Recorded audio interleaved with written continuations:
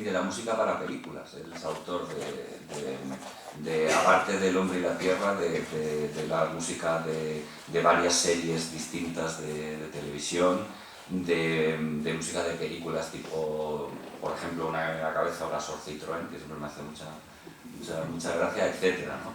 Y aparte, posiblemente es uno de los compositores españoles con un recorrido más internacional también. Yo estuve hablando hace días con él para invitarle a que viniera al concierto, y me dijo que no podía venir porque esta semana está en Viena, porque mañana se estrena una obra de él en Viena. Es decir, que un compositor español se ha estrenado en una capital de referencia mundial para la música clásica como es Viena a día de hoy, significa que es un compositor que tiene un reconocimiento bueno, a toda esa trayectoria.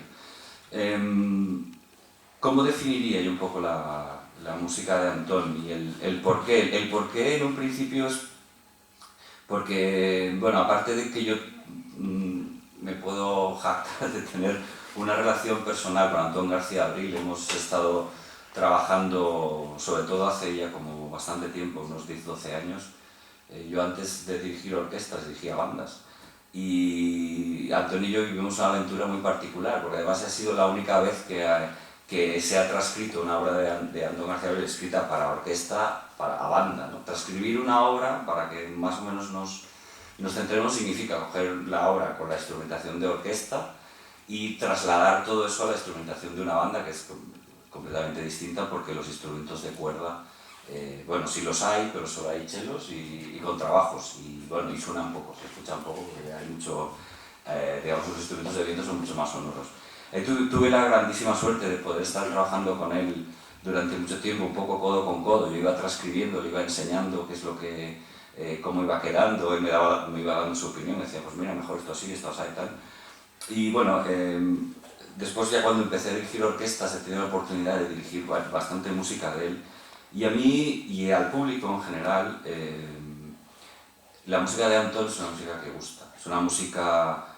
Antón nunca ha renunciado a la melodía, y esto es una cosa bastante importante, ¿no? Porque de cara digamos, al acercar la música a la gente, etc., la melodía es el elemento sobre el que una audiencia, un público reconoce, digamos, que se hermana, que llega a tener conexión con la música, con el compositor, siempre por medio de la melodía. Es un elemento clave, ¿no?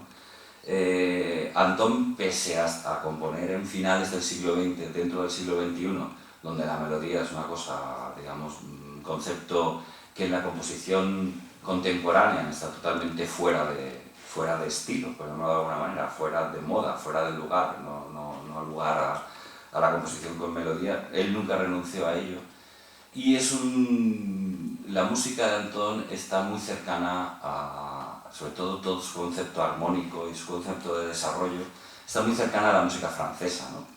Se podría hablar muchas veces de que todos los momentos, digamos, más líricos que los hay, ¿no? en Alba de Soledades y en la música de él, están muy cercanas a la música de Ravel, están muy cercanas a la música de Debussy, y aquí viene un punto de conexión. Están muy cercanas a la música de Albert Roussel, del que también tocamos una obra en el concierto de mañana, ¿no? Entonces, aunque Albert Roussel estrena en 1908 la obra que tocamos mañana, que es el Le Marchand de Sable qui passe, que es algo así como el vendedor de arena que pasa. Y Alba de Soledades, curiosamente, se termina en el 2008, son 100 años después. La conexión estilística, al menos la conexión en cuanto al concepto y la manera de concebir la obra, está muy cercana, porque el lenguaje es muy similar, ¿no? en este caso. Después es un compositor que tiene un trabajo del ritmo muy interesante, ¿no? Posiblemente muy influenciado por todo el neoclasicismo de principios de siglo, de Stravinsky, ¿no? Sobre todo, con un ritmo muy marcado. Si un poco tenemos la idea de lo que es la música del Hombre y la Tierra, por ejemplo, incluso estaría cercano a un concepto muy étnico, ¿no? de la música, un concepto muy tribal, muy cercano al suelo, ¿no? Por llamarlo de alguna manera. Esto evidentemente también le da un componente distinto, ¿no? a su música.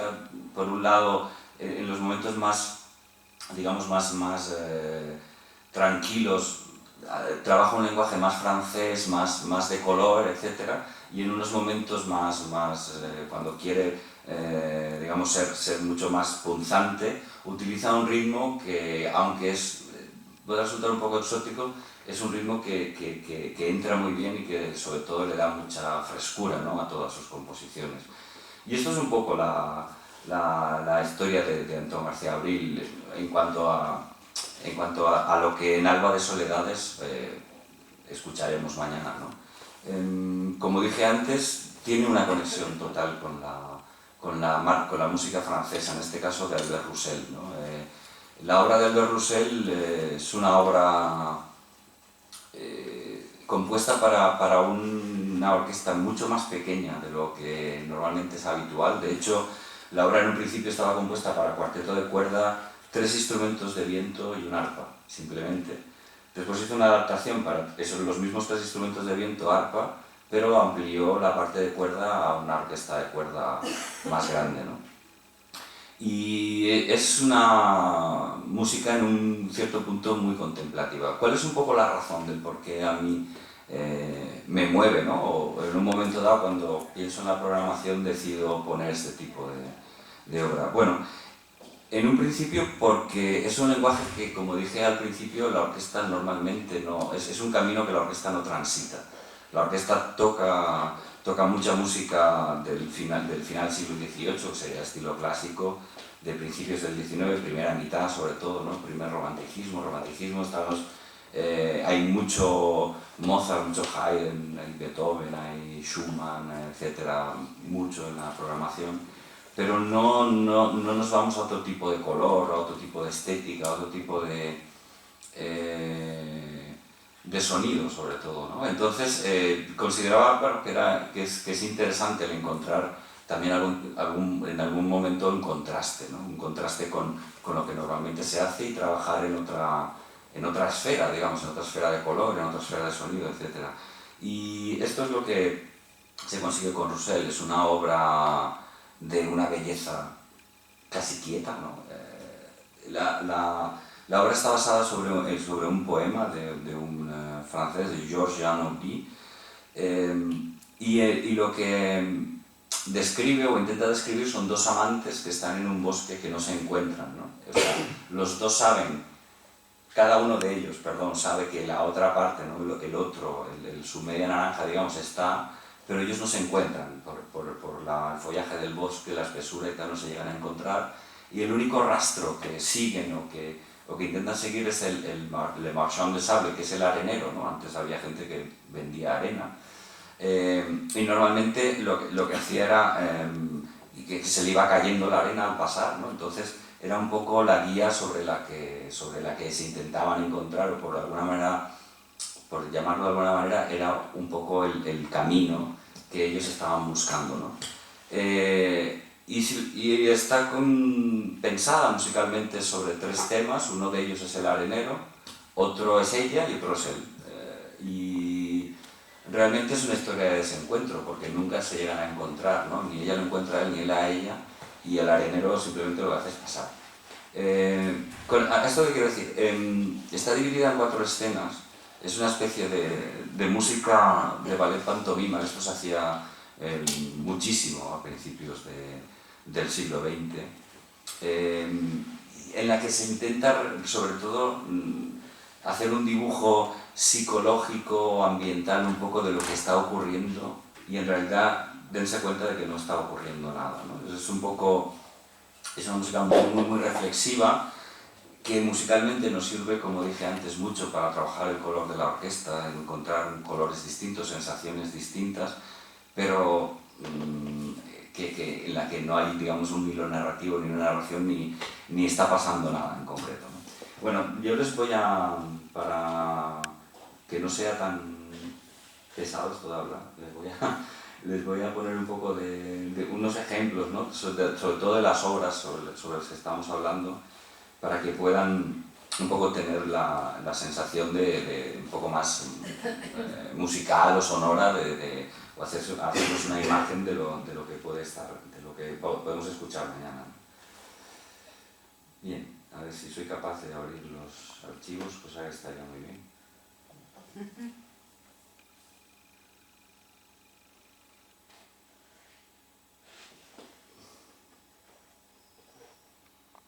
Esta es la obra de García Abril al principio de la obra. Eso es lo que decía, que suena un poco como francés.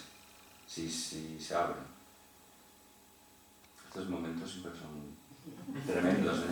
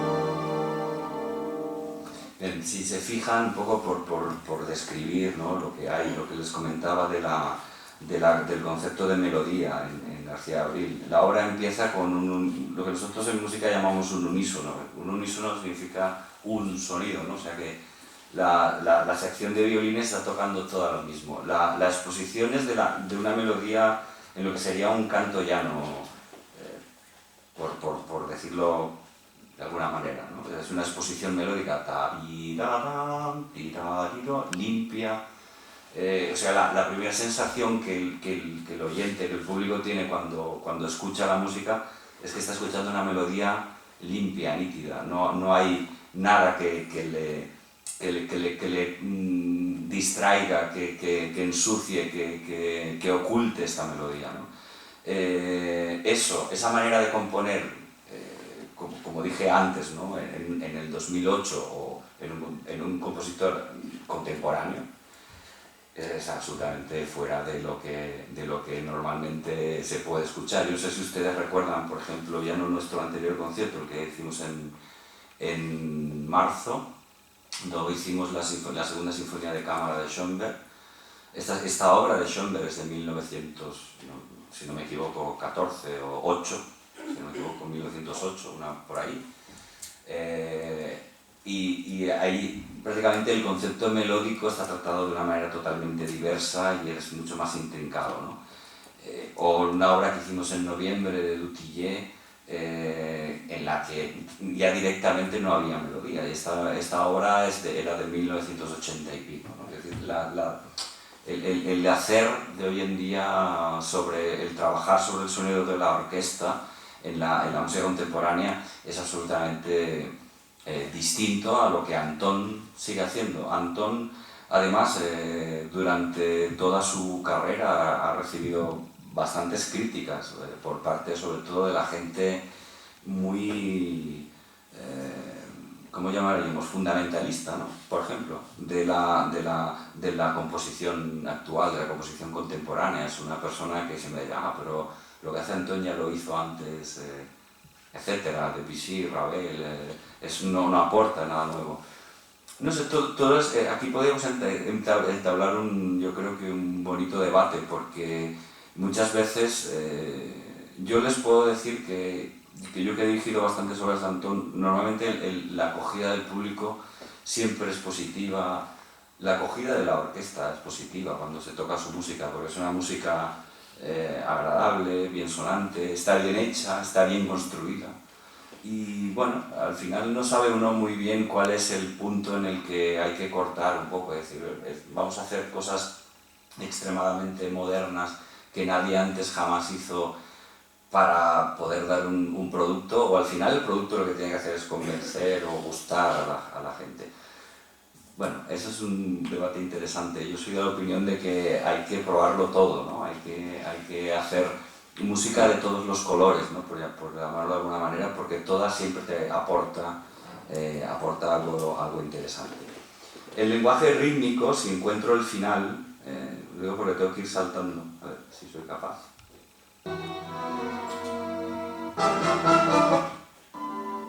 Bien, esto es lo que yo les comentaba del lenguaje rítmico que plantea Antón. Esto sería esta primera parte cantable y después el final, que es muchísimo más rítmico o cercano a esta imagen que tenemos de la música de la serie.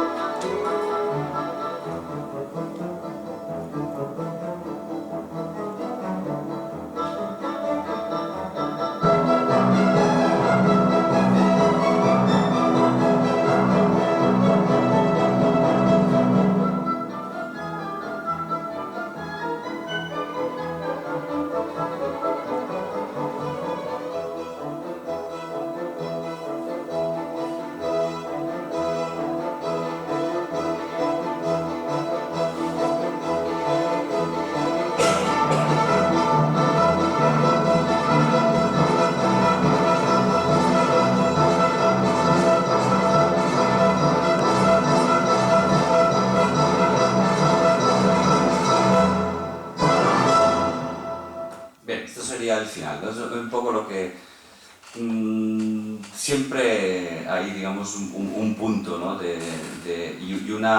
y una preocupación por el bien decir, ¿no? Digamos, por no crear nunca una música en exceso estridente o que salga un poco de los márgenes de lo que, digamos, de una música amable, bien construida, etc. Y esa sería un poco una primera conexión, ¿no? En cuanto entre García Abril y Albert Roussel. Tenemos a Antonín Dvořák, unas variaciones sinfónicas. De Dvořák todos, o la imagen más común que la gente de la música tenemos es de sus sinfonías, ¿no? Sobre todo la novena, la Sinfonía del Nuevo Mundo, que es una de las sinfonías más famosas de todas. También junto con la octava que hizo la orquesta la temporada pasada. Esta temporada acabaremos nosotros haciendo la novena de Dvořák al final, en junio, por un cambio en el programa que ha habido. Pero digamos que es su faceta más conocida. Las variaciones sinfónicas, sin embargo, es una de sus obras posiblemente de las menos transitadas, pero no por ello menos interesante, ¿no? Es una obra que en sí mismo cumple fielmente el título que tiene, ¿no? Que es variación sinfónica. Hay un tema que tiene una estructura, hace 27 variaciones sobre ese tema que pasan bastante rápido, ¿no? Una detrás de otra. El tema poco a poco se va transformando, aunque siempre hay un punto en el que es reconocible, hecho con una maestría sublime, porque él transforma el tema digamos que le da variedad, multitud de formas, desde hacer un vals con él, a hacer una melodía cantable en un tempo extendido, digamos, largo o tranquilo, a hacer la típica música eslava, que es una también de las características que definen muchísimo a Dvořák, ¿no? Hacer una música mucho más rítmica, mucho más eslava, con un ritmo rápido, ternario, que es más o menos lo suyo, hasta hacer un final grandioso utilizando más elementos de la orquesta, ¿no? Una gran orquesta, que es en este caso para lo que está escrita, es la obra del concierto que tiene mayor número de efectivos, ¿no? Aunque tampoco son unos efectivos grandísimos, pero sí tiene mayor número de efectivos. Entonces, es curiosísimo porque la obra, en un principio él se la plantea como un amigo. Le dice, no creo que seas capaz de... Bueno, esto he leído, ¿no? No creo que seas capaz de hacer una variación sobre un tema de una canción suya. O sea, él tiene unas melodías para coro de hombres, a capela, en las que una de las melodías que construye es el tema sobre el que después desarrolla todas estas variaciones. Es complicado porque el tema tiene una estructura de compases, de 7 compases, 6 y 7, que normalmente es difícil esa estructura de llevar hacia adelante, ¿no? Porque normalmente casi siempre trabajamos sobre números pares, ¿no? Las estructuras del periodo clásico casi siempre van de 4 en 4 compases o de 8 en 8 compases, son cosas como muy construidas de una manera muy regular, y una estructura de 7, 6 y 7 es una estructura rara. Sin embargo, él se lo toma un poco como un reto y lo hace la obra, es una obra brillante porque evidentemente es un gran compositor, era un gran compositor. Bueno, y después viene un poco la historia de casi siempre, ¿no? Él estrena la obra pasa un poco sin pena ni gloria, la deja en un cajón, la olvida, y al cabo de 10 años, por circunstancias X, que son que le piden una obra y no le da tiempo a acabarla, retoma las variaciones, se las da a un director de la época famoso, finales del 19, Richter. Richter las estrena en Londres y la obra de repente adquiere fama internacional y bueno, es un poco lo que hablábamos de los estrenos o de la música en aquel caso contemporáneo. Richter de hecho escribe a Borsa que le dice: nunca estrené una obra que tuviera mejor acogida en el público y tuviera tanto éxito como las variaciones sinfónicas. Están dentro de lo que es un lenguaje muy personal, ¿no? de Borsak. Borsak estaría un poco dentro de la corriente de finales del 19 que, yo que sé, por ejemplo, muchísimos músicos o muchísimos compositores, sobre todo del este de Europa, representan, ¿no? Tantísimos Glinka, Glasunov, Scriabin, Mussorgsky, Rimsky, etc., que son compositores que tienen un sentimiento muy nacionalista, ¿no? O sea, ¿esto qué significa? Significa que dentro de su música siempre hay contenido, un contenido folclórico, un contenido de raíz de la tierra en la que están, ¿no? No es solo un fenómeno que ocurre en el este, esto ocurre también en España, más tarde, porque aquí casi todo siempre pasa más tarde, con Falla, Granados, Albéniz, etc., toda la corriente de Estelles más de principios del siglo XX, ocurre en Francia también, a principios del siglo XX. Bien, y esa manera sabia, sobre todo, con una maestría muy elaborada de saber combinar un elemento ya compositivo, de desarrollar una obra, siempre teniendo un punto de anclaje, digamos, sobre la música de la tierra, ¿no? ¿Eso qué hace? Según mi manera de verlo, ¿qué efecto crea sobre el que escucha? Sobre el que escucha, sobre todo, crea el efecto de cercanía, ¿no? Porque nosotros, yo creo que siempre tenemos una especie de clic, hay un momento, aunque sea instintivo, en el que cuando escuchamos música que nos recuerda algo, sobre todo a nuestro folclore o a nuestra raíz, y aunque no sea nuestra, pero escuchamos una música que notamos que tiene raíz en el folclore, claro, normalmente es una música que tiene este elemento melódico que comentábamos antes, muy atractivo, y que evidentemente crea como un efecto simpatía, ¿no? Yo creo que era un efecto simpatía, un efecto de conexión, de empatía, que hace que nos sintamos como más a gusto, ¿no?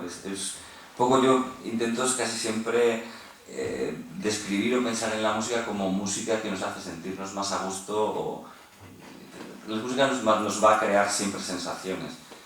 No tienen por qué ser siempre buenas, ¿no? Porque la vida nos crea sensaciones y muchas de ellas no son buenas. Entonces también la música tiene esa obligación, ¿no? Como arte y un poco como reflejo de lo que es la sensibilidad, de crear situaciones en las que uno también se puede sentir incómodo. Pero yo creo que la música folclórica en general, o lo que tiene una raíz folclórica, lo que es acercarnos mucho más a lo que es nuestro, ¿no? El tema que abre, además es un tema complicado, aquí voy a ser un técnico pero muy poco, es un tema muy complicado porque utiliza, o digamos que en su concepción, utiliza un intervalo que siempre es difícil, que es la cuarta aumentada o el tritono. Esto, algún día, no sé muy bien si meterme muy a fondo sobre esto o no. El tritono se llegó a llamar, ¿no? Sobre todo en todos los modos, y en la música renacentista se llamaba el diablo sin música. Esto significa el diablo en música. ¿Por qué? Porque es una distancia dura. A ver, tenemos un sonido sobre el que partimos y este sonido le sigue otro, ¿no? La distancia que se crea entre un sonido y el siguiente, eso es lo que en música llamamos intervalo, ¿no? De un sonido pam a otro pam, hay una altura distinta, se crea un intervalo, ¿no? Cuando este intervalo tiene determinada distancia, puede sonar más duro o puede sonar más amable, por llamarlo de alguna manera. Después también tengamos en cuenta, para irlo complicando todo un poco, que no solo tenemos el intervalo a distancia de un sonido seguido de otro, sino que los sonidos pueden ser verticales y pueden sonar todos a la vez, ¿no? El problema, entre comillas, del tritono es sobre todo cuando suena a la vez, ¿no? En este caso, a él el tritono le viene porque utiliza el modo lidio. Los modos son, digamos, maneras distintas de pensar sobre una distancia de octava. Yo me he propuesto, y además esto yo creo que lo haré a partir de ahora, porque creo que es mucho más didáctico, entre comillas, si me lo permiten, hacer las explicaciones estas o las charlas con PowerPoint. El PowerPoint es esto que salen ahí las imágenes y tal, porque entonces yo creo que será mucho más fácil de que ustedes puedan ver todas estas cosas, ¿no? Porque muchas veces me meto en jardines y empiezo a hablar y me da la sensación de, no sé, me siento como mal, ¿no? Porque no acabo de saber muy bien cómo explicarlo para intentar hacerlo entendible. Bien, es una distancia dura, esa es la realidad. Entonces todo eso hace que sea un poco más complejo el variar sobre la melodía y hacer unas variaciones digamos que tengan un sentido melódico, un sentido armónico, como se tenía en aquella época, que era mucho más, digamos, estable que hoy en día podemos tener, ¿no? Entonces esta distancia, en este caso, aparece sobre el tercer sonido del tema de las variaciones. En este caso las variaciones están pensadas sobre do mayor, la mayoría de la obra está en do mayor, acaba y termina en do mayor. Y la distancia de tritono estaría en este caso en el fa sostenido. Sería algo así como do, re, mi, fa, do, fa, que es ti, ra. Sería la distancia sobre la que en música es el tritono, ¿no? O la tercera aumentada. A ver si los conseguimos escuchar.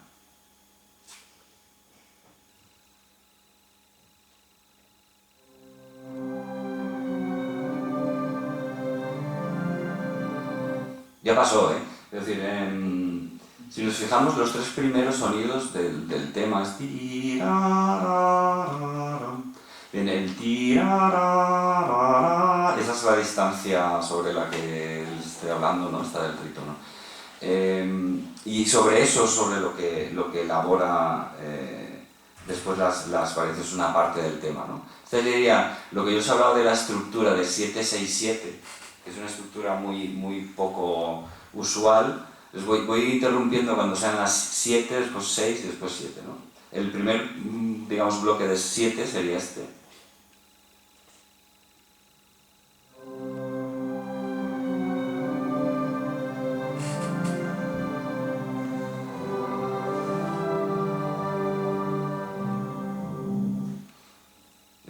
Yo cuando hablo de 7 compases, 7 unidades de compás.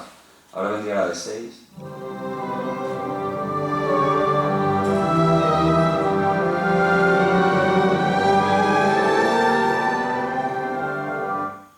Y ahora vuelve otra vez la unidad de 7, que además es igual que es la misma melodía prácticamente, menos el final, que la primera.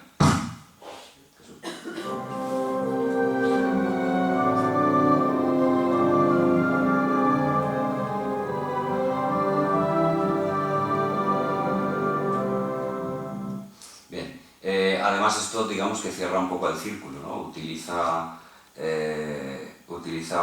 más o menos una estructura triangular, que es más o menos, no utiliza una estructura triangular totalmente equilibrada, clásica, ¿no? A, B, A. Empieza con una cosa, termina con otra cosa y al medio hay una melodía distinta que evoluciona de una manera distinta. Ese sería el tema sobre el que realiza todas las variaciones. Yo no voy a insistir mucho en escuchar. Les voy a volver a poner lo que es el tema y la primera variación para que vean un poco cuál es el concepto sobre el que él varía, ¿no? Porque en la primera variación escuchamos la melodía tocada en una parte media de la orquesta, media grave, violas, violonchelos, y encima hace un dibujo mucho más rápido, con figuras más rápidas, en los instrumentos de viento, ¿no? Sería un poco el concepto de variación, repetir la melodía, pero digamos irla adornando, ¿no? Una variación en música o las variaciones sería como cuando nos disfrazamos, ¿no? Nosotros nos podemos poner muchas cosas encima, nos podemos maquillar, pues poner una peluca, 1000 aderezos, etcétera, pero siempre continuaremos siendo nosotros con cosas o sin cosas, ¿no? Pues un poco la variación es el mismo concepto, pero hecho con sonidos, ¿no? La melodía o la estructura del tema siempre va a estar ahí, pero se le van poniendo distintos aderezos, se la va aderezando de distinta manera para que tenga un aspecto distinto, a veces incluso difícil de reconocer, ¿no? Pero sigue teniendo la misma esencia, sería un poco la cosa.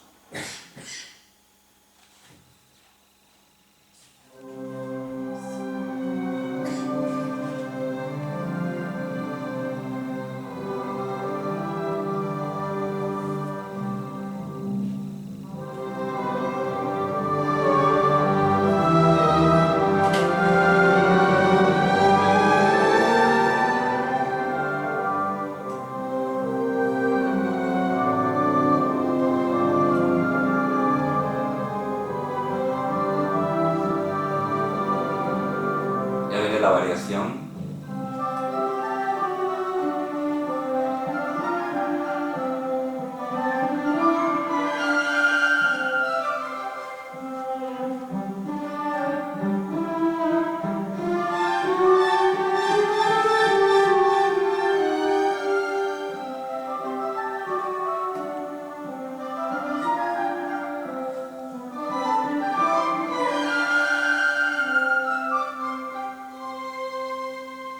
Bueno, esa sería la primera variación, hay 27 más, estos 27 más. Algunas de ellas muy distintas. Digamos que lo lógico será empezar, al principio conservar mucha parte de tema para que sea reconocible, hasta que se va modificando de manera que cada vez es más difícil de reconocer, pero a la vez los elementos evolucionan de una manera natural, con lo cual nunca parece que haya nada, digamos, roto o discontinuo, ¿no? Que se salga de la continuidad. Bueno, y pasamos ya a Hindemith. Hindemith sería un poco el elemento del programa que no acaba de tener ningún tipo de conexión con ninguno de ellos, a no ser por el tipo de grupo que emplea, ¿no? En la Kammermusik de la número 3 para cello, además posiblemente una de las Kammermusik más tocadas, ¿no? la de cello precisamente, es una serie de 6 conciertos que Hindemith escribe siempre para instrumento solista con un grupo de cámara. Cuando hablamos de grupo de cámara hablamos no de toda la orquesta, sino de una orquesta muy reducida, mucho más pequeña de lo habitual. La historia es también un poco curiosa. Hindemith lo llaman... Bueno, Hindemith es un músico que vivió prácticamente toda su carrera dentro del siglo XX. Murió en 1963, es uno de los músicos referentes de la música alemana del siglo XX, también un poco descolgado, entre comillas, de toda la corriente moderna. O sea, Hindemith componía al estilo de principios del siglo XX, aunque compusiera después en 1960, continúa componiendo, ¿no? Un poco el caso parecido a Antón, tenemos un punto de conexión. Y después, en este caso, la instrumentación sería un punto de conexión también con Roussel, pero bueno, eso es otra cosa. A él lo llaman para ser tribunal de un concurso de grupos de cámara en Suiza. Escucha a más de 100 grupos de cámara y digamos que la conclusión que saca de estar de tribunal allí es que le gusta la idea del, no sé, se siente atraído, de repente se le enciende como la luz y dice, y se planteó el hacer una serie de conciertos para grupos de cámara. La conexión con el pasado es muy fuerte. Hay una conexión con Bach, evidente. Bach tiene 6 conciertos de Brandenburgo. Hindemith tiene 7, ¿no? Kammermusik, pero 6 para instrumento solista. Sería un poco en la misma proporción que Bach tiene conciertos para Brandenburgo. Y a Hindemith, digamos que la composición de la Kammermusik es música de cámara, le viene en una época que es normalmente cuando se lee una biografía de Hindemith se lee que es una época neoclásica, pero casi es un neobarroquismo más que un neoclasicismo, ¿no? Está dentro de querer rescatar el espíritu del concierto grosso. El concierto grosso, así rápido, es un instrumento solista enfrentado de alguna manera o concertando, porque al final concierto viene de concertar, y concertar significa llegar a un punto de entendimiento entre un solista o un par de solistas y un conjunto. En este caso, el concepto es el mismo, un solista, el cello, con un conjunto en el que hay un diálogo y hay un concierto constante. ¿Qué otro punto de conexión tenemos con el barroco, ¿no? o con la música, en este caso de Bach? La propia disposición de los tiempos, de los movimientos. Divide la obra en 4 movimientos y lo hace al uso barroco, que es hacer siempre un contraste de velocidad entre los movimientos. Tenemos un movimiento lento, un movimiento rápido, un movimiento lento, un movimiento rápido, que es una práctica totalmente barroca, por otro lado. Y por último, muy cercano también a la tradición del barroco, es el empezar cada uno de los movimientos por prácticamente la misma interválica. Cuando hablo de interválica, antes explico un poco lo que es el intervalo, ¿no? La distancia de notas, el dibujo melódico con el que empiezan los 4 movimientos es muy similar. Tampoco es que salte a la vista, es una cosa que un poco uno tiene que pensar, pero está concebido más o menos sobre un intervalo ascendente, que es un dibujo de un acorde. O sea, es que claro, a veces es un dibujo de un arpegio sobre un acorde, ¿no? Lo vamos a intentar escuchar solo el principio de cada uno de los movimientos para que un poco escuchen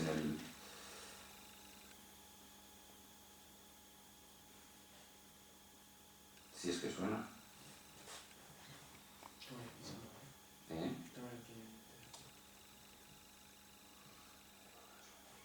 Antes sonaba.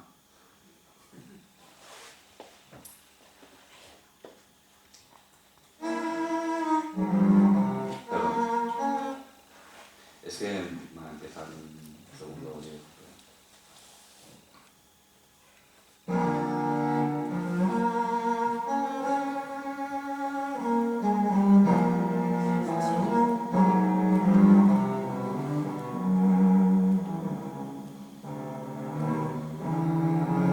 Bien, sería el principio. El principio del todo, las primeras 3 notas, pam, pam, pam, pam, pam, pam, pam, pam, pam. Esto es lo que, bueno, pam, pam, pam, sobre todo porque pam ya es otra nota, pero el pam, pam, pam, eso es un acorde en forma arpegiada. Pam, pam, pam.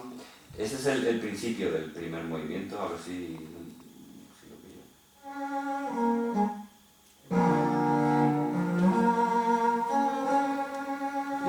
El segundo movimiento empieza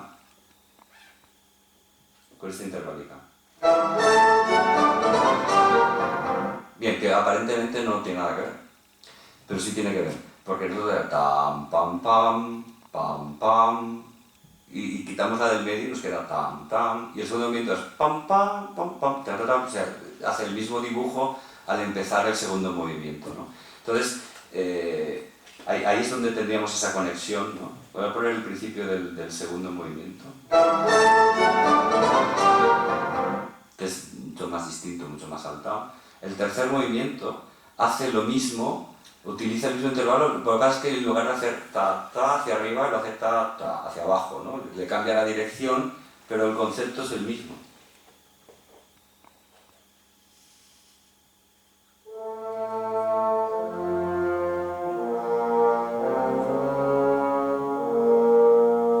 Si exceptuamos las dos primeras notas, pam, pam, de pam, pam, pam, pam, pam, pam, pam, pam, pam, empezaba el primero también, ¿no?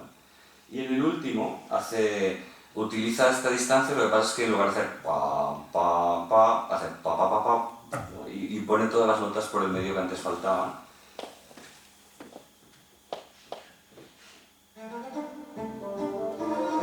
Ta, ta, ta, ta. Bien, entonces esto... esta muestra así rápida y tal es simplemente para explicarles que el concepto en sí del neobarroquismo este que les he hablado tiene sustancia, o sea, es una intención absolutamente buscada, ¿no? El hacer en 1920, en concreto este concepto es de 1925, una música al uso de cómo se hacía en la primera mitad o en la mitad del siglo XVIII, en los 1750, 1740, etc., ¿no? El recuperar, ¿no?, las formas de hacer música de antaño y de alguna manera hacer una revisión actual de lo que se hacía, eso no solo ha pasado en música en principios del siglo XX, ha pasado en todas las artes, en pintura, hoy en día lo tenemos a la orden del día, ¿no? Hasta en conceptos tan banales o tan baladíes como puede ser la moda, y que si vuelve el pitillo, o vuelve la campana, o vuelve el no sé qué, porque las cosas todas vuelven, ¿no? Siempre hay un momento en el que da la vuelta y todo vuelve, ¿no? La única diferencia es que cada vez ahora vuelven más rápido, antes costaban más que volvieran, digamos que la sociedad cada vez se nos acelera más, pero este concepto de revisar es un concepto que en música además se ha dado mucho, y sobre todo en el siglo XX se da mucho, ¿no? Se vuelve a revisar todos los conceptos anteriores. El grupo es bastante heterogéneo, por llamarlo de alguna manera. A mí me llamó siempre mucho la atención que el solista sea un violonchelo y que utilice a un violonchelo en el grupo y a un contrabajo en el grupo y solo un violín. Porque normalmente cuando hay un solista se intenta buscar elementos que tímbricamente sean más distintos de la parte solista, ¿no? En este caso utiliza el mismo instrumento, otro cello y un contrabajo, que son instrumentos más cercanos, y solo un violín. Después utiliza el cuarteto de vientos madera de la orquesta, pero a uno, una flauta, un oboe, un clarinete y un fagot, y los elementos de metal, pero a uno también, una trompeta, una trompa y un trombón. Y esto es un poco el conjunto, son 10 instrumentos solistas, o sea, 10 instrumentos que forman el conjunto, perdón, más el solista, en este caso el violonchelo. La dificultad es manifiesta. Hindemith además era un excelente violista, él era concertista y él tocaba la viola. Sí, un hermano chelista. Exacto.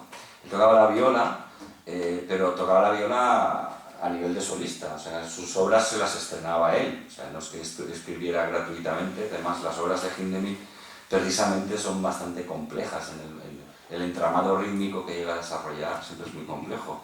La Kammermusik esta se la dedicó a su hermano, o sea, la escribió y se la dedicó a su hermano Rudolf. Y bueno, yo en todo caso dejaría que Joaquín nos contara un poco, cuál es la dificultad, ¿no? Un poco el hecho característico de esta música de Hindemith o de la escritura de Hindemith para el cello en esta ocasión. Hola, buenas tardes. Sí, te acercas Hola.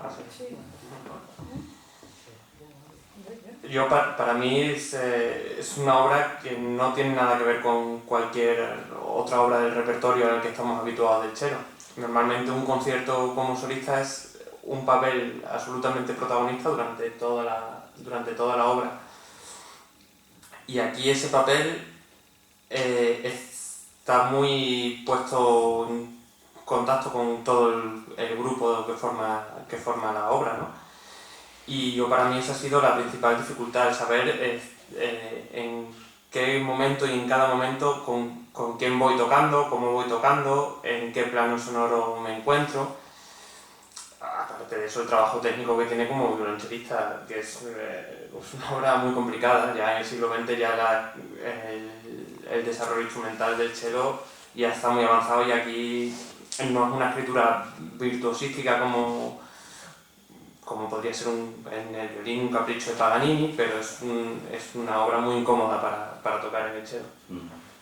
Sí, muchas veces la obra nace de una propuesta mía, Joaquín, ¿no? Le digo, mira, me gustaría hacer alguna de las Kammermusik de Hindemith y tal, y yo le propongo hacer la Kammermusik número 3.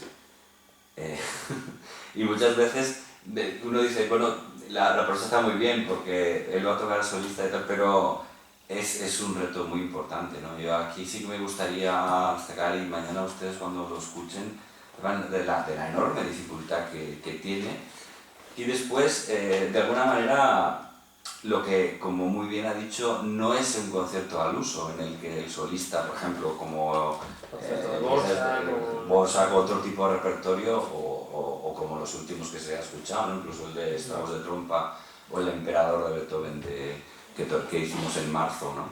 Es un concierto en el que el diálogo y digamos, la textura está totalmente intrincada, ¿no? De tal manera que el solista está siempre dentro del conjunto, y hay veces que incluso el solista no es el protagonista de lo que está sonando, sino que es el conjunto el que requiere más, digamos, tiene más importancia, y el solista tiene que estar en un segundo plano, cosa que es en un concierto solista es poco habitual. Es poco habitual, sí. Y después a mí me gustaría un poco que comentáramos de la propia dificultad rítmica, ¿no? Que tiene, ¿no? Sí, a nivel de preparación, claro, tú te puedes enfrentar a muchas dificultades cuando estás preparando una obra. Y la mayor de esta obra es el componente rítmico, sin duda alguna.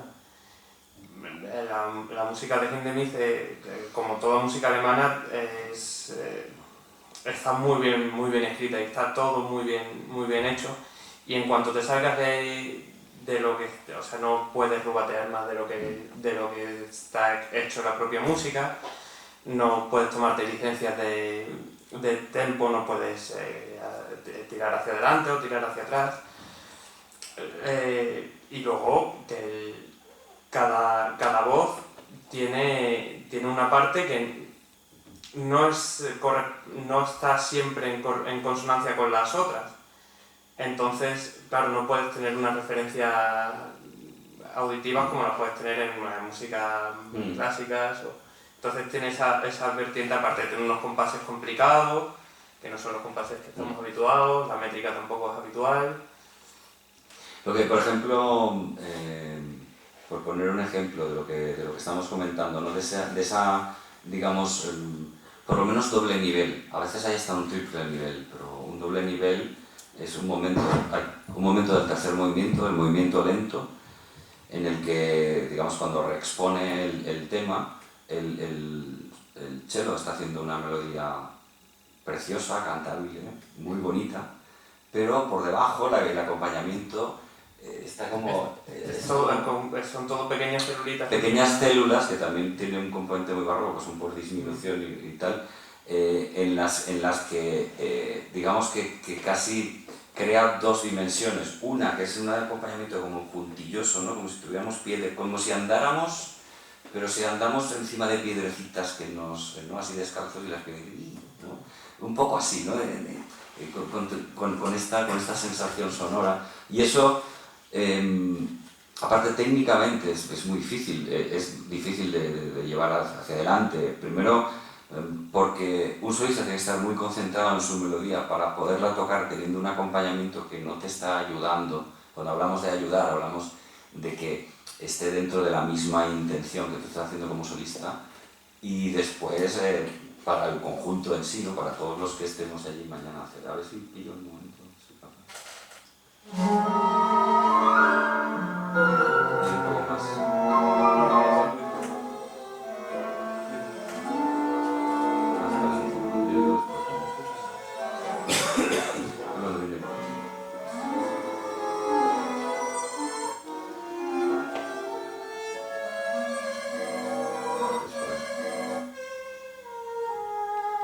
Bueno, esta sería la melodía.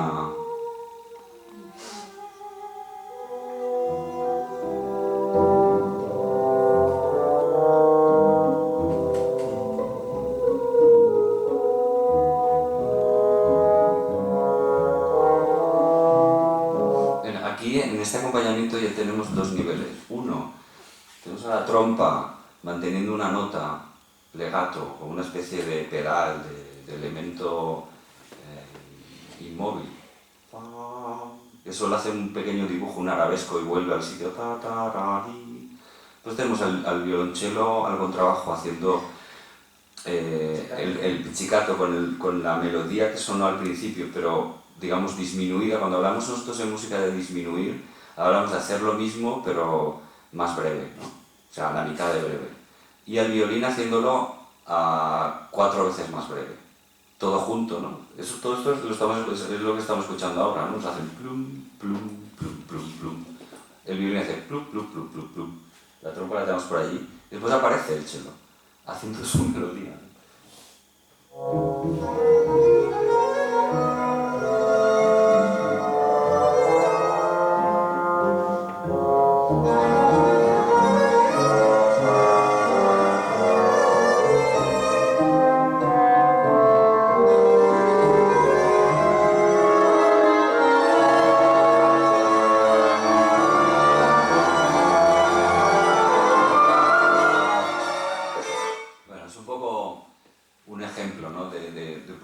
Distribuido, cómo está en determinados momentos pensada el elemento rítmico que hemos estado también estos días comentando, ¿no? En el grupo y con Joaquín en los ensayos de lo realmente complejo que es llegar, ¿no? Ahí. Y después yo una curiosidad, ¿no? Que lo explicara, ¿no? Cuando uno afronta una obra de estas características, además una obra nueva, ¿no? Que no has tocado previamente y tal, luego, ¿cómo te organizas? Por ejemplo, una curiosidad que mucha gente a mí también me pregunta como director, ¿cuánto tiempo te lleva o te ha llevado llegar a tocar? ¿De estudio? Sí. Hombre, pues entre que estamos trabajando en la orquesta, preparando los papeles que tenemos que tocar cada programa diferente, pues, yo llevo muchos meses preparando esto, muchas horas diarias preparando esta obra, porque es lo que acaba de decir él, que no es una obra que yo, bueno, o sea, no es una obra que esté dentro del repertorio habitual de un solista de cello. Y bueno, o sea, para mí ha supuesto un reto muy importante, pero con mucho gusto lo he hecho. Y nada, la preparación comienza, bueno, pues te coges la partitura y ves las dificultades que tengas y dices, pues voy a buscarme las formas que tenga de trabajar estos pasajes, cómo puedo hacer para que luego lo escuchas,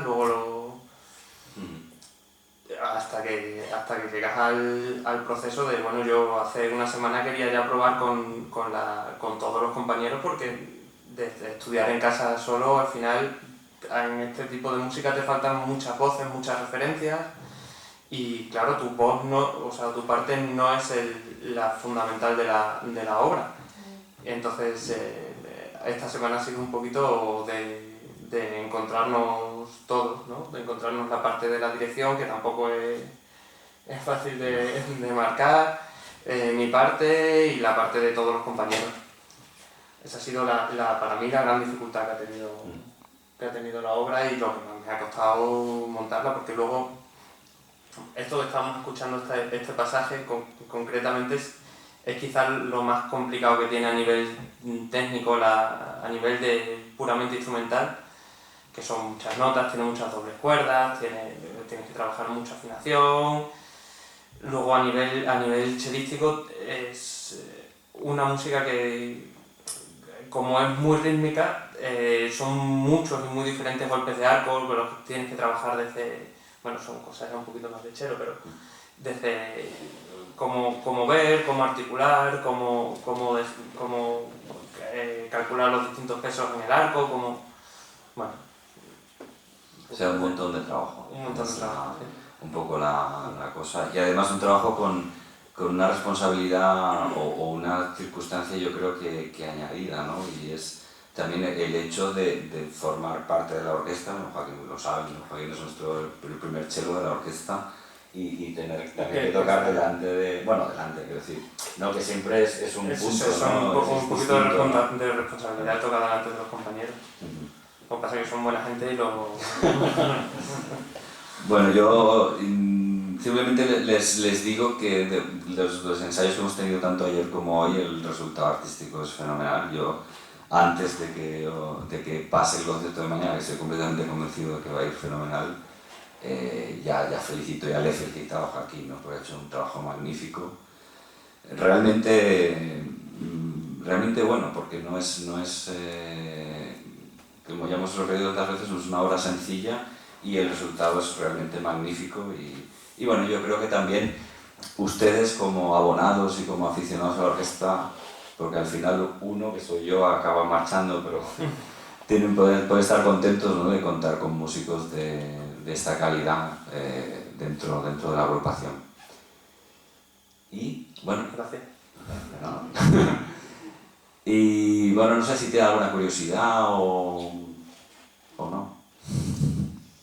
Parece que no. Yo quisiera preguntarle a Joaquín en qué te has sentido tú enriquecido con este concierto, con la interpretación de este concierto. Sí, te ha enriquecido. Sí, hombre. Para mí, como ya hemos dicho antes, el aspecto rítmico es fundamental y el aspecto rítmico, cuando tú estás tocando en una sección, como me pasa a mí dentro de la orquesta, queda un poquito como diluido, o sea, no se trabaja tanto como se trabaja cuando toca solo. Claro, es mucho más, digamos, claro, cuando las cuerdas en la orquesta tocan por secciones, ¿no? La sección de cello son 6, por ejemplo, la sección de primeros violines son 11 violines o 12 violines.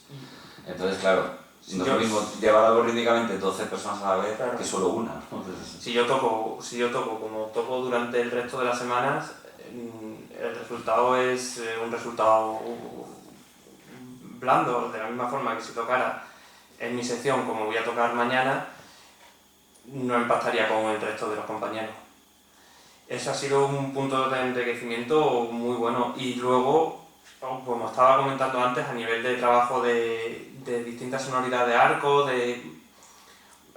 para mí ha sido muy enriquecedor en ese sentido. En el sentido rítmico, en el sentido de seguir trabajando en distintos golpes de arco, y luego, como una obra que no conocía, pues...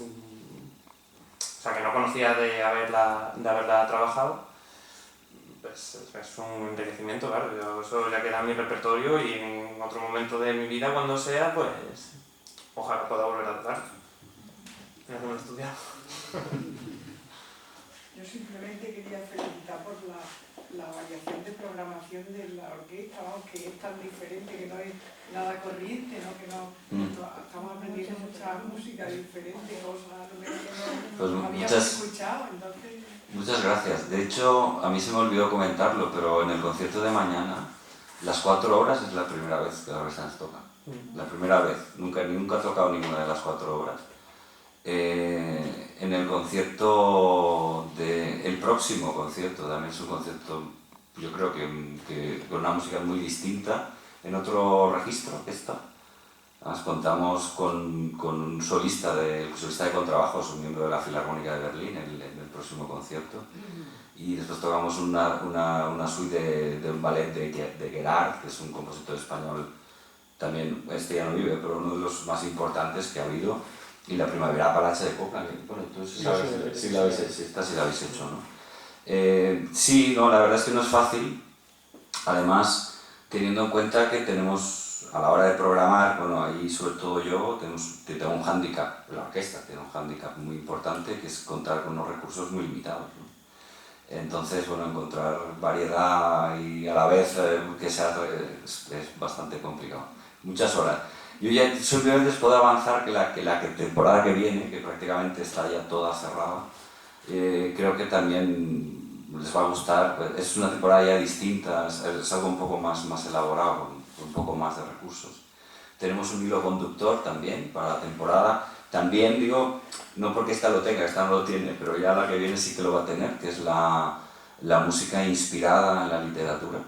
Hay miles de ejemplos de música inspirada en literatura. Yo creo que va a quedar una temporada muy interesante digamos, con ya pasos hacia adelante, ¿no? De la orquesta a nivel de repertorio, con repertorios ya un poco más complicados, más complejos, ¿no? que hemos tenido esta, y con un abanico de solistas también muy interesante. Y bueno, esperemos que les siga gustando y desde luego nosotros, yo por lo menos como director titular de la orquesta, sinceramente es muy grato el salir, el notar el calor, el cariño de la gente y bueno, creo que cada concierto siempre se crea algo bonito, ¿no? Y esto yo creo que es lo importante, ¿no? Que uno cuando salga de un concierto tenga la sensación de que, bueno, que ha valido a lo mejor más o menos la pena, pero que ha valido la pena estar pues este rato, ¿no? Escuchando música clásica en directo, que no deja de ser un privilegio. Pues muchísimas gracias.